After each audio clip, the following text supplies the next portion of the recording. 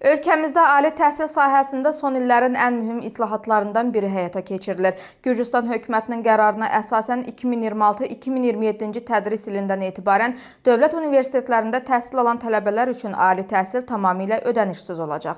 Baş nazirin açıqladığı yeni modelə görə dövlət ali məktəblərinə qəbul olunan Gürcüstan vətəndaşları bakalavr və magistr pillələrində təhsil haqqı ödəməyəcəklər. Təhsil xərcləri tam şəkildə dövlət büdcəsi hesabına maliyyələşdiriləcək. Qeyd edək ki, bu qərar yalnız dövlət universitetlərini əhatə edir. Xarici ölkə vətəndaşları və özəl ali təhsil müəssisələrində təhsil alan tələbələr əvvəlki qaydada təhsil haqlarını ödəməyə davam edəcəklər.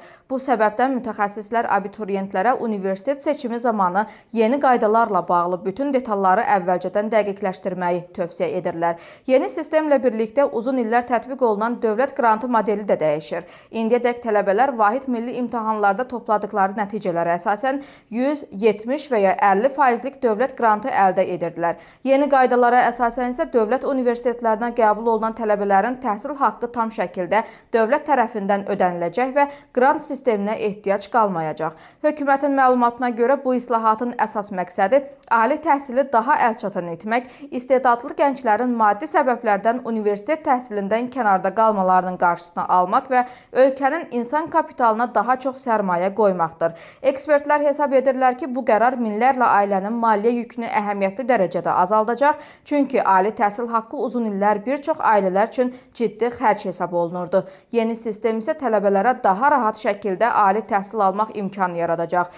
Bununla yanaşı bəzi mütəxəssislər hesab edirlər ki, dövlət universitetlərində tələbə sayının artması təhsil müəssisələrinin infrastrukturunun və maddi-texniki bazasının daha da gücləndirilməsini zəruri edəcək. Buna görə də hökumət ali təhsilin keyfiyyətinin qorunmasının islahatın əsas prioritetlərindən biri olacağını bildirir. Qeyd etmək vacibdir ki, yeni qaydalar 2026-2027-ci tədris ilindən etibarən dövlət universitetlərinə qəbul olunacaq tələbələrə şamil ediləcək. Bu səbəbdən abituriyentlər qəbul prosesi ilə bağlı bütün yenilikləri diqqətlə izləməli, universitetlərin və Təhsil, Elm və Gənclər Nazirliyinin rəsmi açıqlamalarını nəzərə almalıdırlar.